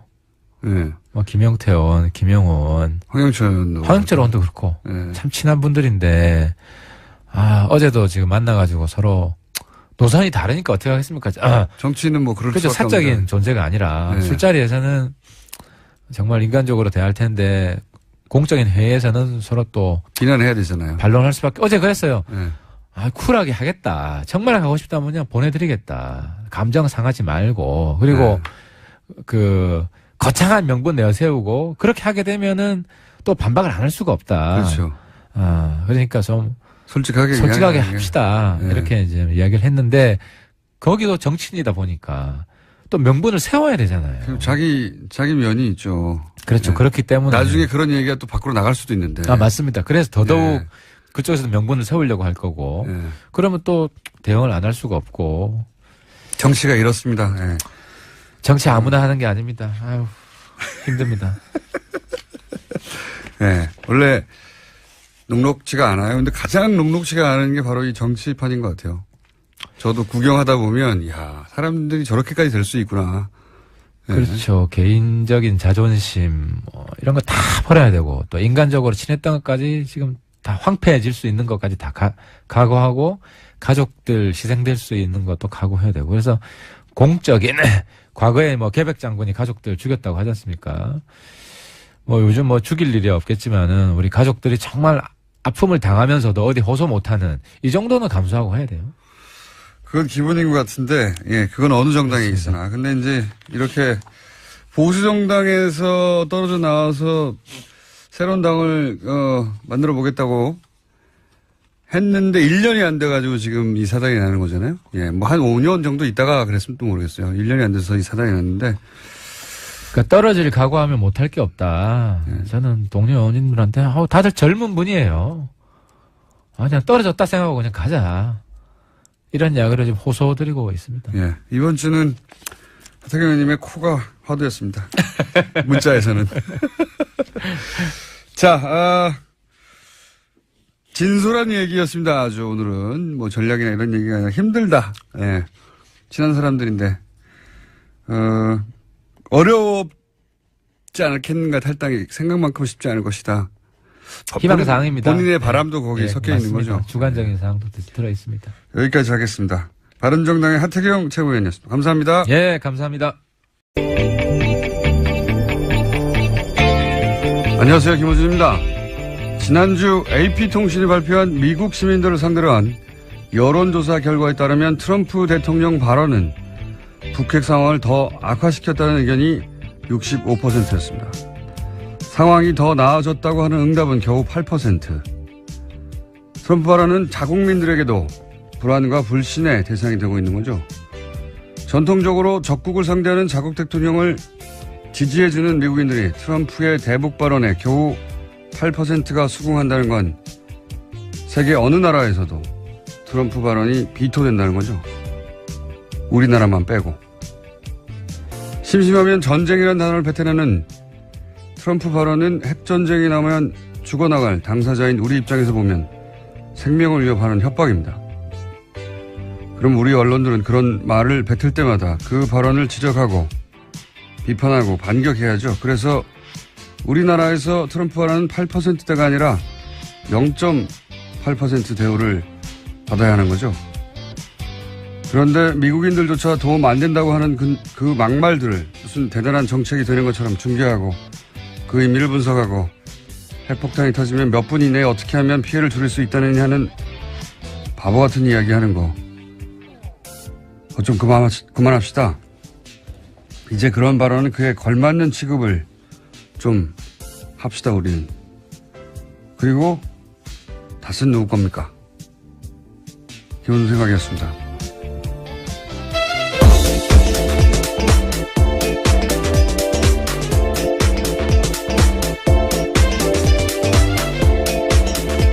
시사인의 김은지입니다. 네. 오늘 발음은 약 평소에 60% 정도 최고 좋았을 때 하고 그래야 되네. 다스는 누구 겁니까?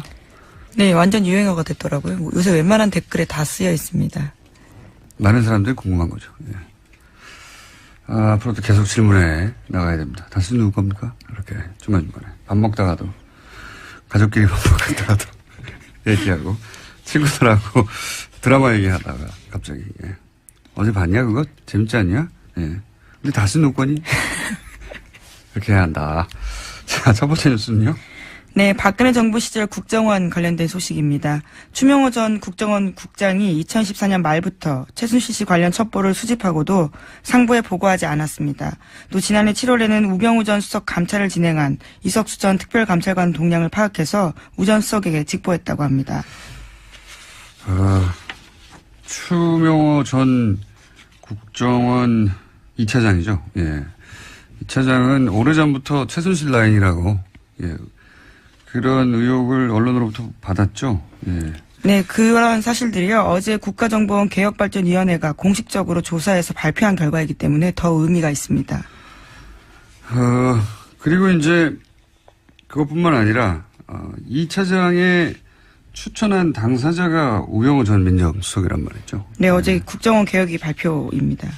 그러니까 또 뭐하고 연결되냐면 그러면 최순실 씨를 모른다고 했는데 계속해서 우병우 전 민정수석은 모를 수 있겠는가 하는 얘기를 이제 다시 할 수밖에 없는 거죠. 자신이 추천했는데 그런데 국정원에서 최순실 특히 최순실 관련 내용들은 국정원 상부에 보고하지 않았다.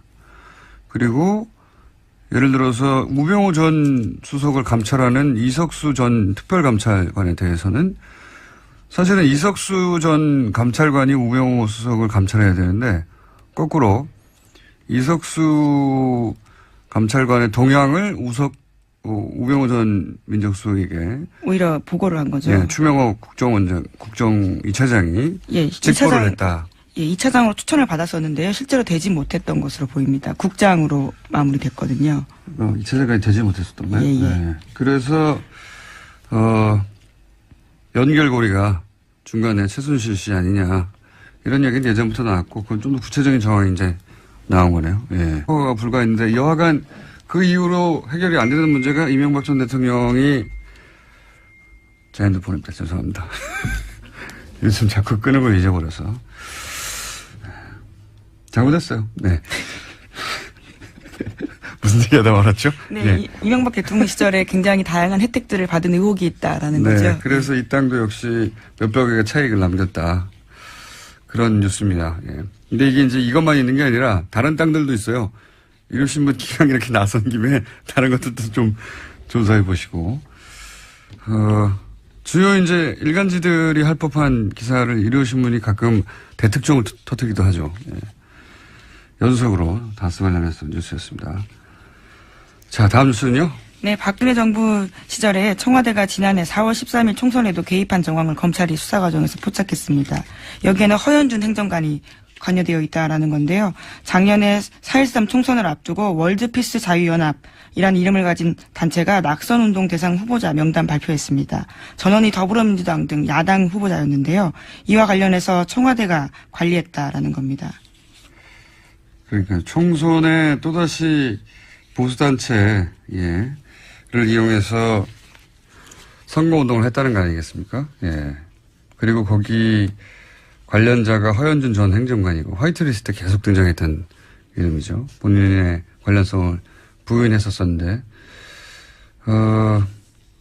이런 뉴스가 나오면 제가 몇 달 전부터 계속 주장해왔던 4.13 총선에서도 개입했다는 정황이 나온 거잖아요. 청와대가. 예, 이번에는 국정원이 아니에요.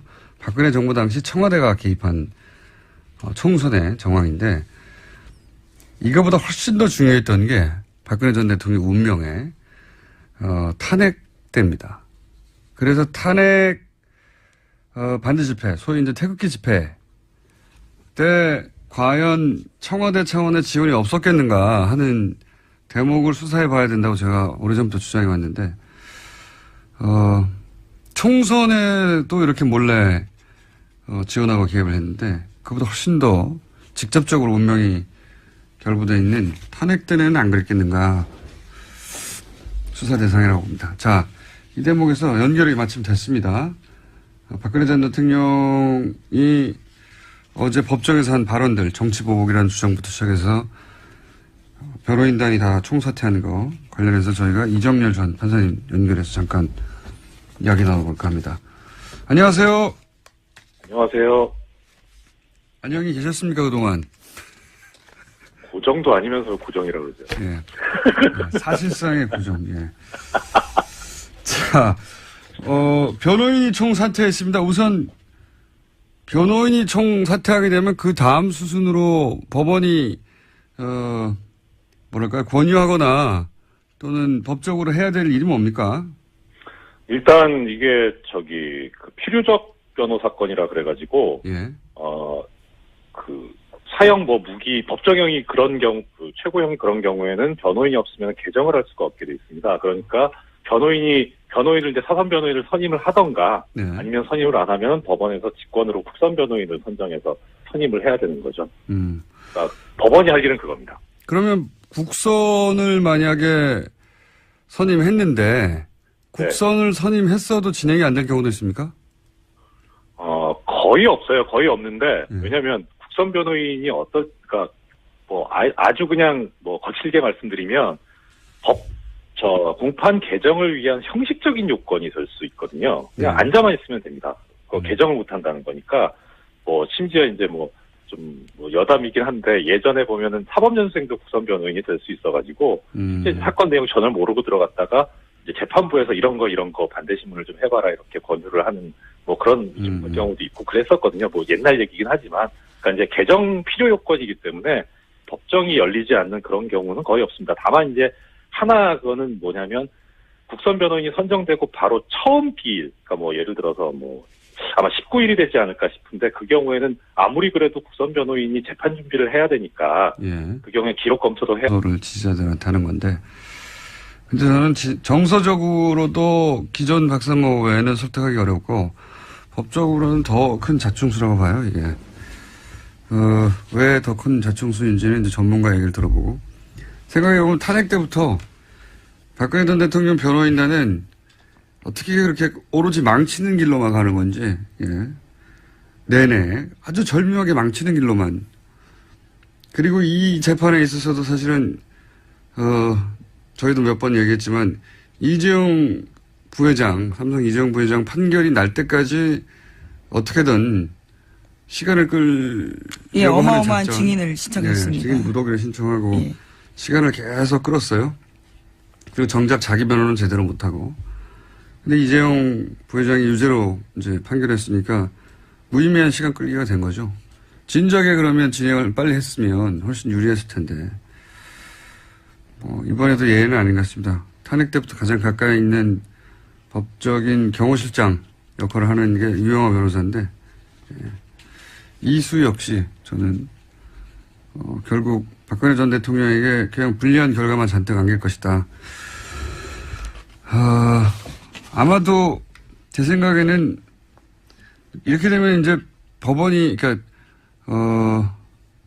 새로운 변호사를 선임하거나. 예, 국선이 피고가, 선임될 수도 있습니다. 혹은 법원이 국선을 선임하거나 그것도 안 할 수도 있어요. 예. 아예 재판이 나오지 않을 가능성도 있다라는 말도 있습니다. 피고인 면담을 변호인이 못하면 변호를 못하잖아요. 그리고 또 출석도 안 할 수도 있고. 보통은 상상할 수 없는데 전직 대통령이 출석을 안 하면 이때까지 겪어봤듯이 강제로 끌고 오지 못하지 않습니까? 여성이기도 하고 그래서. 근데 그게 결국 본인에게 좋은 거냐? 본인에게 좋을 게 하나도 없죠. 예. 자, 다음 수는요? 네, 다스 관련된 소식도 전해드리겠습니다. 일요신문 소식을 어제 말씀드렸었는데요. 또 관련된 보도가 있습니다. 다스가 공장을 불법 건축했다라는 의혹이 있다라는 건데요. 하지만 사법당국에서 조사하지 않았다라고 합니다. 임야를 공장 부지로 바꿔서 수백억 원의 차익을 챙겼다라고 합니다. 이 같은 일은 이명박 전 대통령 시절에 일어났습니다. 또 일요신문인가요? 네, 그렇습니다. 일요신문이 요즘 연일 다스 관련 특종을 내고 있네요. 근데 이제 이명박 전 대통령, 실소유 의혹이 있는 땅들, 그러니까 처남, 이재용 씨, 이제 사망하신 이재용 씨 명의로 되어 있는데. 네, 김재정 씨. 김재정 씨. 이재정은 의원입니다. 국회의원이군요. 예, 예. 경기도 교육청 교육감이기도 하고요. 그렇군요. 예. 제 변호사에게 됐습니다. 예. 자, 이명박 전 대통령 실소유주 의혹이 있는 김재정 씨 소유, 지금은 이제 미망인, 소유인 알고 있는데, 땅들은 특징이 있어요. 대부분 쓸모없는 땅, 쓸모없는 땅. 그러니까 당장 땅값이 엄청 싸고, 예를 들어서 거기 고속도로가 아예 난다든가, 아니면은, 지목이 변경된다든가, 개발이 되지 않는 한, 대단히 낮은 지가에, 흔히 쓸모없는 땅이라고 하는 땅들이 많아요. 근데 그런 땅들이 나중에 이명박 전 대통령이 이제 서울시장이 됐을 때에, 뉴타운을 했었죠. 뉴타운으로 지정되는 땅들 중에, 이명박 전 대통령 일가가 소유한 땅들이 있어서 지가가 폭등했다든가 그런 일이 있었고요. 이거는 근데 이제 다스가, 다스는 누구 겁니까? 그 다스요. 예. 그 다스가, 소유한 땅도 역시 이명박 전 대통령 임기 중에, 이런 일이 있었다는 거 아니겠습니까? 예, 명도가 변경이 되고, 그래서 시세 차익을 누렸다라는 겁니다. 몇백억 정도에. 예. 근데 그게 이제 굉장히 오랜 세월, 2000년부터, 97년부터 시작해서 해결이 안 되던 문제였거든요. 예. 97년에 최초로 공장 등록을 승인받았는데, 현대중공업이. 근데 그때 임야라서 도로를 지을 수가 없는 거예요. 예. 그래서 해야 되고 접견도 해야 되고 하기 때문에 그런 시간이 필요해서 한번 공판기일을 연기를 할 수 있는 그런 정도는 되는데 그 이후에는 이제 아예 법정이 열리지 않거나 그런 경우는 현실적으로는 불가능하죠. 법률적으로는. 근데 이제 피고인을 만나야 되지 않습니까? 그렇죠. 예. 피고인을 면담을 해야 되는데 박근혜 전 대통령이 생각해 보면 출석을 거부한 적도 있고 증인 출석을 거부한 적도 있고 본인 재판도 거부한 적이 있는데 피고인도 스스로 안 만나겠다고 해버리면 네. 피고인 면담도 못한 상황에서 국선 변호인이 변론을 진행할 수 없다 이럴 수는 없습니까? 이런 일은? 법률적으로 불가능한 것도 아니고요. 네. 일단 뭐 접견을 못하면은 좀 더 이제 피고인의 어떤 의사라던가 생각에 맞는 변론을 할 수는 없을 수는 있는데 네. 사건 기록을 보면 되죠. 그동안 법적으로는 그래도 상관없이 진행할 수 있다. 면담을 그렇죠. 못하고. 흐름을 보면 이게 이런 방향으로 지금 변론을 진행하려고 했었구나라는 거를 기록을 보면 알 수 있거든요. 그러니까 그 방향대로만 가면 되죠. 그런데 그럼 마지막 수단인 본인의 재판에 출석하지 않겠다고 해버리면 어떻게 됩니까? 일단은 그 구속영장의 효력이 미치기 때문에 구속이라는 게 구인하고 구금을 포함하는 개념이거든요. 이제 구인이라는 게 뭐냐면 뭐 좀 어려운 얘기인데 결국 쉽게 말하면 끌고 올 수 있다는 겁니다. 법정까지. 구인이 어려운 단어는 아닙니다. 판사님. 법조인이 아닌 사람들 너무 무시하시는 거 아닙니까? 추석 세시더니 이렇게 구인 정도는 저희도 알고 있습니다. 예. 죄송합니다. 네. 그러면 근데 뭐 네. 일반 자범들은 모르겠는데 네. 전직 대통령이 현실적으로 부담이 있죠. 그러니까요. 끌고 온다는 게 이게 가능하지 않을 것 같거든요. 일단 법적으로는 그런데 네.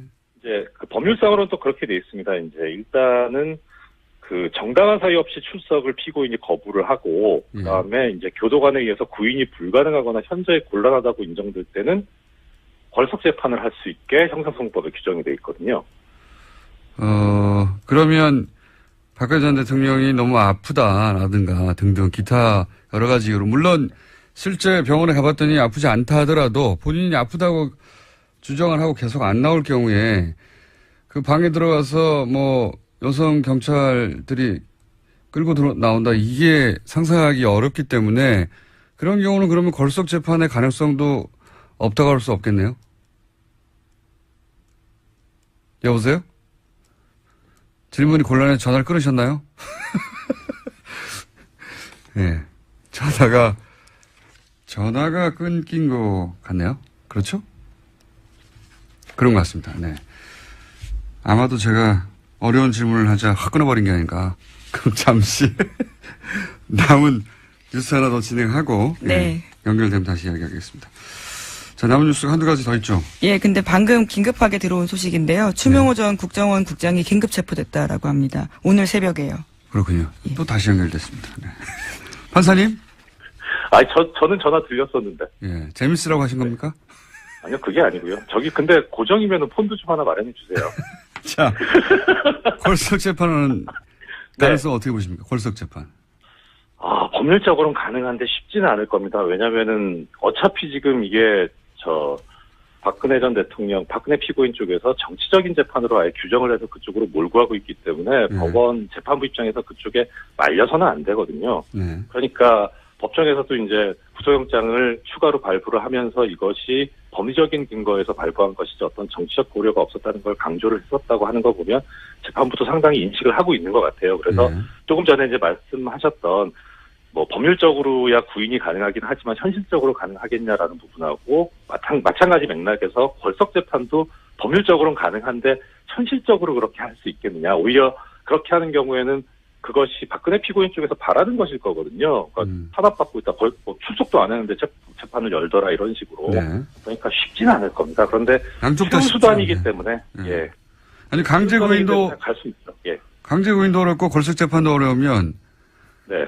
이게 이제 공판을 열지 못하고 계속 추 국장은 최순실 씨와 관련된 정보 보고를 많이 받았는데 그걸 다 무시했다는 거잖아요. 네, 170건이나 된다고 합니다. 심지어 지속적으로 관련된 정보 보고한 직원들을 오히려 불이익 줬다라고 합니다. 지방으로 전출시키는 방식으로요. 그러니까 최순실 씨를 보호한 게 확실한데 170여 건의 국정원 내부에서 최순실 씨에 관련한 첩보, 뭐 K스포츠재단의 미르재단과 관련된 정보들이 계속 올라오면 그걸 보고를 안 했다는 거잖아요. 위로. 예. 그리고 그런 보고를 하는 직원들은 전출시켜버리고. 그런데 우병우 전 수석한테는 여러 가지 직보를 하고. 예. 그러면 우병우 전 수석이 최순실 씨를 모른다고 하는 게 말이 되느냐 하는 질문을 다시 할 수밖에 없는 거죠. 자, 그런 뉴스가 나왔습니다. 아직도 그런데 우병우 전 수석에 관해서는 사실 지금 재판에서 유죄가 나도 별거 없어요. 네, 혐의 자체가요. 그렇게 센 때문에. 혐의가 아니라서요. 이런 진짜 건더기에 해당될 이런 내용들은 지금 다 빠져있죠. 우병우 전 민정수석이 재판을 받고 있는데 하여튼 유죄가 돼도 그것 가지고는 우리가 생각하는 정도의 벌금 정도 나올 거라고 봅니다. 벌금. 유죄가 돼도. 유죄가 나올지도 모르겠지만. 자, 그런 정황이 하나 더 나왔습니다. 자, 다음 뉴스는요. 네, 또 이명박 정부 시절의 국정원 관련된 뉴스도 있는데요. 이명박 대통령 당시 국정원이 김대중 전 대통령의 노벨 평화상 취소하기 위해서 공작 펼친 정황이 있다라는 사실을 말씀드린 바가 있습니다. 그런데 이와 관련해서 구체적인 사실들이 나온 건데요. 국정원이 이것이 모두 사실이다라고 확인을 해준 겁니다. 수상 취소 청원 서한을 노벨위원회에 보냈다라고 합니다. DJ 노벨상 취소 청원 계획 이렇게 불러줄 가치가 없어요. 이게 무슨 청원식이나 됩니까? 이게 계획식이나 되고 이건 그냥 취소 생떼 공작 이런 걸로 불러야 돼요. 그럴듯하잖아요. 너무 취소 청원 계획이고 서한이고 생떼 공작이죠. 그런데 며칠 전이라고 하면 한 2주 전쯤 되나요? 이 김효재 당시 청와대 민정수석 이에 대해서 그건 국정원 직원 개인의 일탈이지 이게 정권 차원에서 말이 안 된다고 했는데 근데 지금은 원세훈 원장이 보고했다는 거 아닙니까? 그리고 네, 그렇죠. 실제 발송도 했고 국정원 예산까지 들었다라는 겁니다. 그러니까 원장한테 보고했는데 하지 말라고 하면 했겠어요? 하라고 하니까 한 거지. 예. 그리고 그러니까 국정원 예산을 쓴 거죠. 이게 개인의 일탈일 수가 없죠. 이건 엄연히 국정원장이 알았으면 정권 차원의 공작인 겁니다. 예. 김효재 전 수석이 다시 답할 차례네요. 예. 그때 나와서 말씀하셨으니까. 저희도 한번 인터뷰에 시도해보고 있습니다. 자, 국정원 예산을 썼고 국정원장한테 보고했다. 네, 이것이 국정원 개혁발전위원회가 공식적으로 발표한 내용입니다. 대단했습니다. 정말. 예. 전직 대통령인데요. 예. 그리고 유일한 노벨상인데요. 그걸 어떻게든 흠집을 내려고 그런다고 해서 취소는 안 됐겠지만 이런 생떼를 쓰는 거잖아요. 계속해서. 네, 관변단체를 만들어서 그 대표 명의로 서한을 보내고 또 돈을 쓰고 그렇게 했던 거죠. 공작을 벌인 겁니다. 그런 서한을 보낼 단체를 자기들이 만들고 자기들이 돈을 주고 대단했습니다. 자, 다음 뉴스는요. 네, 어제 박근혜 전 대통령이 6개월 만에 법정에서 입을 열었습니다. 박 전 대통령은 검찰이 6개월 수사하고 법원이 6개월 재판했는데 다시 구속재판 필요하다라는 결정을 받아들일 수 없다라고 말했습니다. 또 정치적 외풍과 여론 압력에도 헌법과 양심에 따라 재판할 것이라는 재판부에 대한 믿음이 더는 의미 없다고 결론 내렸다라고 이야기했습니다. 본인은 그렇게 생각할 수 있죠. 예. 그렇게 생각을 쭉 하셔도 되고요. 예. 그러면서 이제 본인은 정치적 희생양이다. 이런 얘기를 하고 싶은 거죠. 변호인도 사퇴했잖아요. 예, 전원 사임했습니다. 이거 저희 잠시 후에 짚어보긴 할 텐데, 저희, 고정, 예. 담당 법률 해석가 이정열 전 판사하고 얘기 나눠볼 텐데, 법리적인 부분은 거기서 따져보겠지만, 정치적인 액션이죠, 이게 이제. 나는 변호인도 없이 홀로 불쌍하게 이러고 있다 하는 정서적 호소.